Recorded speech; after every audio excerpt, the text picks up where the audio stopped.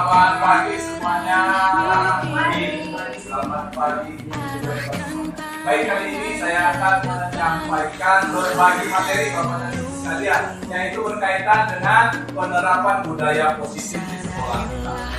Bapak dan Ibu, kita diharapkan ke depan membuat budaya yang positif tanpa paksaan kepada anak yang melakukan pelanggaran.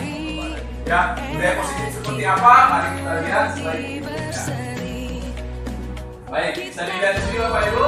Disiplin positif itu adalah ya, dalam budaya kita, makna kata disiplin itu dimana menjadi sesuatu yang dilakukan seseorang pada orang lain untuk mendapatkan kepatuhan. Ya, kita cenderung menghubungkan kata disiplin itu dengan ketidaknyamanan. Ya kan? Datang pagi, kalau datang pagi dengan kita sadar disiplin lain. Tapi kalau datang pagi dengan paksaan, pasti ujungnya ada ketidaknyamanan. Baik, kita lanjut slide berikutnya. Oke, ini ada yang mengatakan bahwa untuk mencapai kemerdekaan atau dalam konteks pendidikan kita saat ini untuk kategori yang merdeka, ya, syarat utamanya adalah harus ada disiplin yang kuat. Nah, disiplin yang dimaksud adalah disiplin diri yang memiliki motivasi internal dari dalam diri kita sendiri. Jadi kalau disiplin itu di dalam diri kita, maka akan lebih terasa atau akan lebih mudah kita menjalankannya dengan ikhlas daripada disiplin itu dari orang lain. Oke, lanjut slide berikutnya Bapak dan Ibu.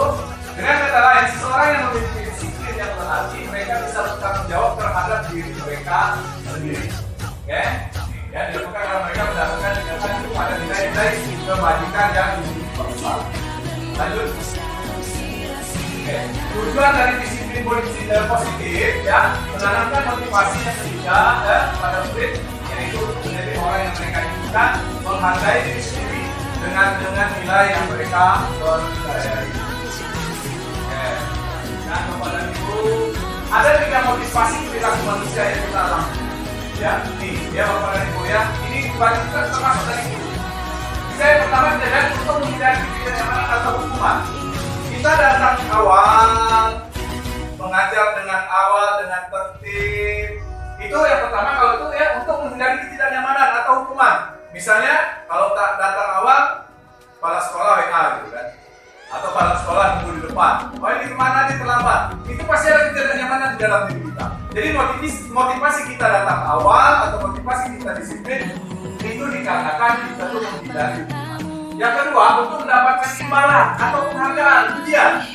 Oh kalau aku datang awal nih, kepala sekolah lihat aku nih berarti aku datang mendapatkan penghargaan, pujian, ya.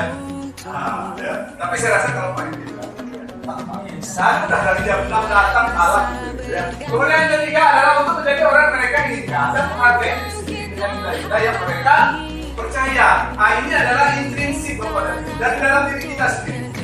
Kita tidak datang terlambat, kita disiplin dikenal dari diri kita sendiri. Itu akan lebih mudah dan akan lebih nyaman kita menjalani daripada kita untuk menghindari hukuman atau untuk mengharapkan penghargaan. Oke, lanjut.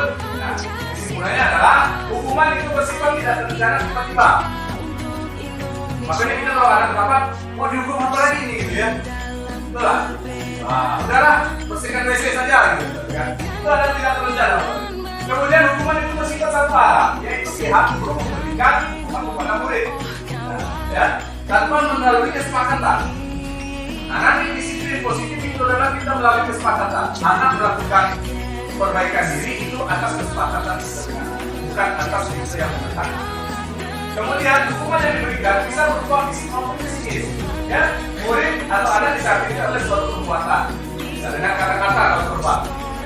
Kalau dianya terlambat terus, ya sudah merupakan secara psikis sudah menyakiti anak. Apalagi secara fisik, ya, misalnya kita atau kita suruh dia push up itu juga secara fisik sudah tersakiti. Oke, lanjut. Dan disiplin dalam bentuk konsekuensi sudah rencana, sudah disepakati, sudah dibahas dan sudah dimurid dan guru. Nah, kalau berkaitan dengan disiplin ini, ya dalam bentuk konsekuensi kita sudah membuat tata tertib. Nah, itu makanya ada tata konsekuensi tadi. Kemudian umumnya artinya bentuk-bentuk konsekuensi dibuat oleh pihak hukum dan polisi sudah mengetahui sebelumnya konsekuensi yang akan diterima bila ada pelanggaran taktik tadi. Ya. Kemudian terakhir, pada konsekuensi polisi dibuat tidak nyaman. Ya, dalam jangkauan pendek. Taktik itu membuat sebenarnya membuat tidak nyaman. Kalau memang itu bukan didasarkan dari itu. Nah. Oke, lanjut. Nah, dihukum oleh penghargaan. Ada motivasi yang kedua lagi dari tiga tadi. Yang kedua itu tadi mengharapkan penghargaan.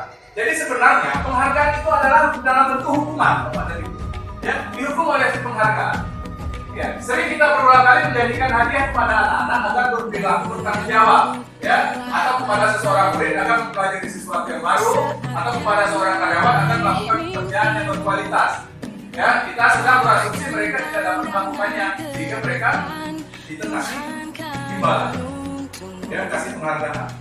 Dengan itu mengatakan bahwa nanti kalau kamu bisa kerjakan ini, nanti kamu kasih permen ya.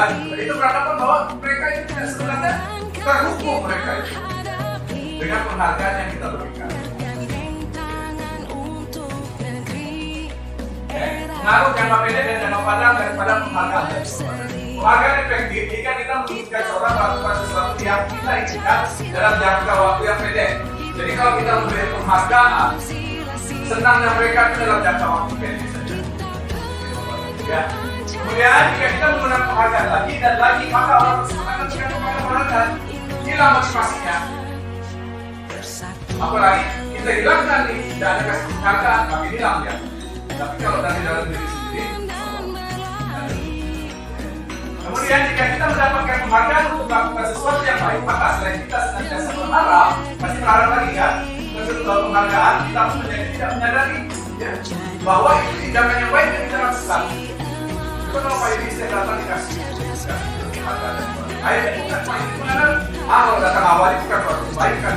Padahal kalau tidak diberi penghargaan, dia beranggapan bahwa kalau saya datang awal berarti saya masih atau sesuatu perbuatan yang baik. Oke, lanjut. Penghargaan menghukum lagi. Penghargaan menghukum mereka yang tidak mendapatkan penghargaan Bapak dan Ibu. Contohnya kalau dia juara 2, dapat juga penghargaan, tapi juara 2 itu merasa terhukum. Mungkin dapat dari pernah dapat juara 2 ya. Mungkin juara 2 aku mana juara 2 itu harus dia. Tapi terhukum kita itu gara-gara ada juara 1 dalam masing ya. Kemudian memberikan penghargaan hukuman adalah hal yang sama, karena keduanya mencoba menjadikan perilaku seseorang. Kemudian karena orang yang datang dari dalam jangka waktu lama, penghargaan akan terlihat sebagai hukuman. Jika suatu penghargaan diharapkan namun Anda tidak mendapatkannya, nah itu akan merasa terhukum kalau kita tak mendapatkannya. Lanjut, motivasi dalam diri sendiri naik. Jadi motivasi itu sebaiknya itu memang dari dalam diri kita sendiri Bapak dan Ibu. Nih, contoh nih ya, sering terjadi nih. Seorang anak belajar untuk pertama kali menggabungkan huruf-huruf dan kata-kata dan menyadari bahwa ia dapat membaca. Timbul pikiran di matanya. Dia kan senang dia bisa membaca nih. Biasanya tunjukkan gitu. Kalau anak saya dulu dia bisa menyebut R. Kalau enggak dia bisa R-nya bergerak. Begitu dia bisa menyebut R, betapa senangnya ke saya itu. Oh ya, udah bisa menyebut R ya. Prak. Kalimat yang pertama itu adalah prak. Bisa disebut prak. Kalau datang prak gitu ya. Nah, ya. So, anak tersebut begitu gembira bahwa ia telah mempelajari dan menguasai suatu keterampilan baru. Kesadaran akan kemampuan bahwa dia sudah dapat membaca, sesungguhnya sudah merupakan suatu penghargaan bagiku. Aku telah berhasil ini. Nah, jika kita memberikan penghargaan kepada anak tersebut pada saat dia sedang bangga dengan pencapaian sendiri, kita berikan aja, maka kita akan mengambil kegembiraan saat itu sedang dia rasakan alamnya. Secara alamiah dan dikasih penghargaan itu hilang sebenarnya. Bapak dan Ibu apa tadi? Kita sudah berhasil membuat sesuatu. Misalnya ya, kita dapat pujian, wah bagus nih kita. Itu kadang-kadang hilang rasa bangga kita. Jadi anak itu seperti itu Bapak. Begitu dia bukan berhasil sendiri, justru kita kasih hadiah. Ternyata itu menghukum secara psikologis Bapak. Mungkin bisa biarkan aja dulu, nanti baru kita bisa kasih reward gitu Bapak. Oke. Ada 5 jenis kontrol Bapak dan Ibu. Nah, 5 jenis kontrol kita terhadap anak. Ya, yang pertama adalah sebagai penghukum. Nah, ini yang bisa kita lakukan. Terlambat hukum, terlambat hukum. Ya, Bapak Ibu, seorang guru menggunakan hukuman fisik maupun verbal. Ayo pusat. Kemudian kita bisa berada pada posisi kontrol yang kedua, ya, membuat merasa bersalah. Aduh, kamu lagi ini terlambat, ya. Cobalah jangan terlambat. Masa kamu lagi? Kata-kata itu adalah membuat anak merasa bersalah. Nah, kita juga bisa di posisi kontrol sebagai teman, Bapak dan Ibu. Bagaimana kalau dari teman? Misalnya gini, tolong bapak lah, besok jangan terlambat lagi. Itu adalah kata-kata kita sebagai teman. Wah, jangan terlambat lagi kan, kalau terlambat di mana sekolah makan saya, gitu ya. Wali kelas kamu nanti, nah juga saya tiket, gitu ya. Jadi ibaratnya kita sebagai teman, gitu ya. Positif, ada negatifnya juga. Kamu ya, kita sebagai pemantau, hanya memantau saja. Maafkan dia, tidak menunjukkan diri. Nah, yang baik adalah kita sebagai manajer, Bapak. Nah, sebagai manajer, ya, posisi di mana guru berbuat sesuatu bersama dengan murid. Kemudian mempersilahkan murid mempertanggungjawabkan perilakunya, mendukung murid agar dapat menemukan solusinya mereka sendiri. Ya, jadi kita tanya dia, kira-kira kamu terlambat ini kenapa? Nah, terus kita tanya solusi supaya kamu tidak terlambat itu bagaimana? Nah, ini ada caranya Bapak dan Ibu, ya bisa kita lihat ada namanya segitiga restitusi. Bagaimana kita sebagai manajer menerapkan sebagai manajer menggunakan segitiga restitusi.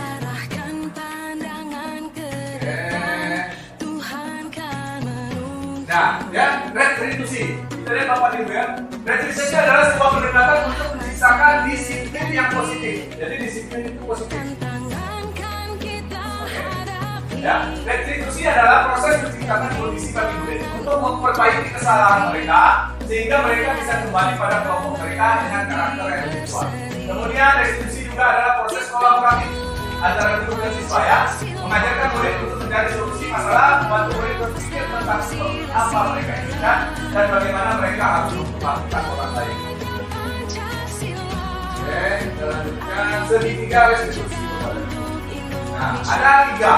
Ya, segitiga itu nanti ada ya, menstabilkan identitas, validasi tindakan yang salah, menanyakan keyakinan. Ini kalau kita gambarkan dalam segitiga yang seperti ini, Bapak. Oke, di bawah ini menstabilkan identitas. Jadi anak itu kita stabilkan dulu identitasnya. Ya, kita stabilkan sebelum kita memberikan ini kita harus dulu kita tanya dulu kenapa nak kamu terlambat, apa masalahnya. Nah, baru kita stabilkan anak-anak ini, memvalidasi tindakan yang salah. Kira-kira perbuatan kamu terlambat itu salah atau tidak?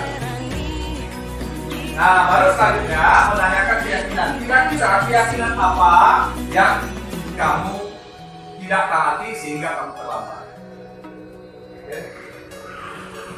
Oke, ini stabilkan identitas Bapak dan Ibu tadi ya. Berbuat salah itu tidak apa-apa. Oh biasa, saya juga dulu misalnya terlambat. Cuma jangan sampai kamu terlambat lagi. Jadi kata-katanya seperti itu ya. Ya, tidak ada manusia yang sempurna. Ya, jadi kita identitas ini kita angkat. Tidak ada manusia yang sempurna.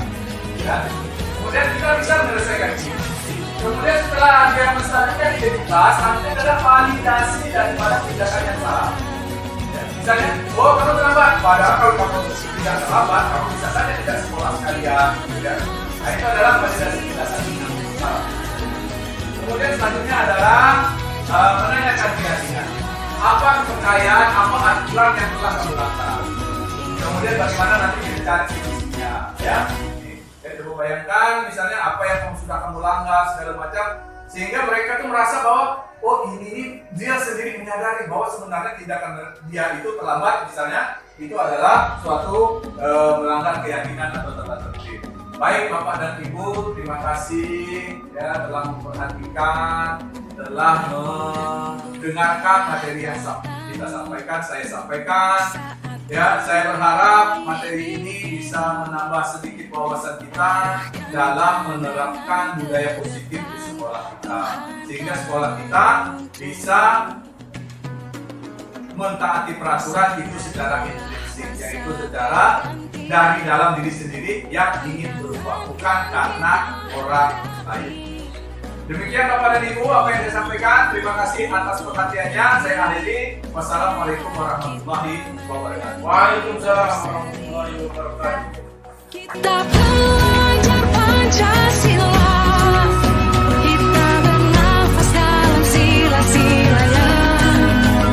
Kita belajar Pancasila, ayo kita jaga untuk Indonesia. Bersatu dalam perbedaan, berpegang tangan dan berlari.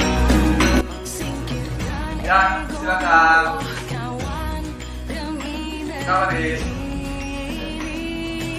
Jadi begini, Chris. Tadi ada laporan dari katanya hari datang berapa? Oke, jadi datang berapa kalau menurut Aris itu perbuatan dia kesalahan atau bukan? Apa? Sesuatu perbuatan kesalahan. Baik, Chris, berbuat kesalahan itu adalah manusia. Jadi setiap orang pasti pernah melakukan kesalahan, termasuk juga Allah. Jadi yang terpenting kita belajar dari kesalahan. Jangan sampai kita berbuat kesalahan, kita tidak memperbaiki. Jadi Chris ya. Baik, Aris tentunya dan teman-teman. Kenapa lari?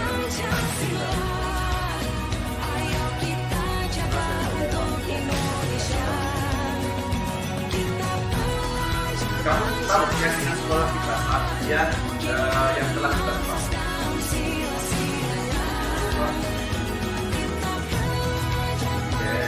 Kalau datang terlambat ke sekolah itu sesuai dengan keyakinan sekolah kita atau siapa?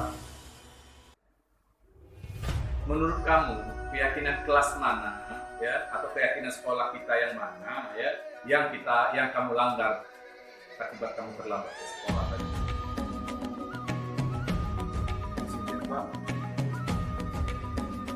Oke, menurut kamu disiplin itu penting atau tidak? Penting Pak, karena membuat saya datang ke sekolah dan bisa menghargai waktu, dan menghargai waktu itu adalah salah satu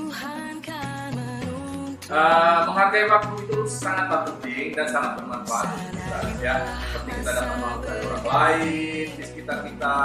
Apabila kita tidak terlambat juga kita menjawab soal dalam ulangan itu kita tidak terburu-buru, bisa fokus, juga kita bisa konsentrasi, juga kita bisa melatih rasa kepedulian kita ya.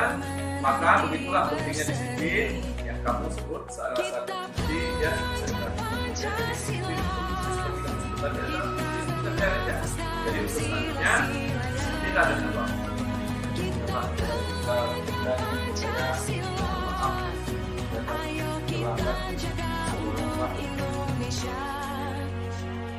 Aris, ya, sikap yang sangat baik sudah kamu lakukan dengan cara jadi ya, menurut kamu apa yang akan kamu lakukan agar kamu tidak datang terlambat lagi ke sekolah ke depan?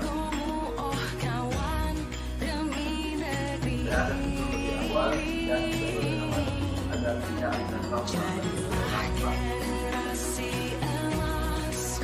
baik Aris ya, kamu sudah menemukan solusinya ya, sayang ya akan bekerja sama mungkin nanti dengan orang tua ya, agar kamu tidak datang lagi terlambat, orang tua bisa membalaskan kamu ya, sehingga kamu bisa datang ke sekolah dengan baik, mengikuti ujian ulangan ini dengan baik. Aris ya, nah, sekarang Aris silakan kembali ke kelas, ikuti lagi ulangan yang sesi kedua. Aris ya.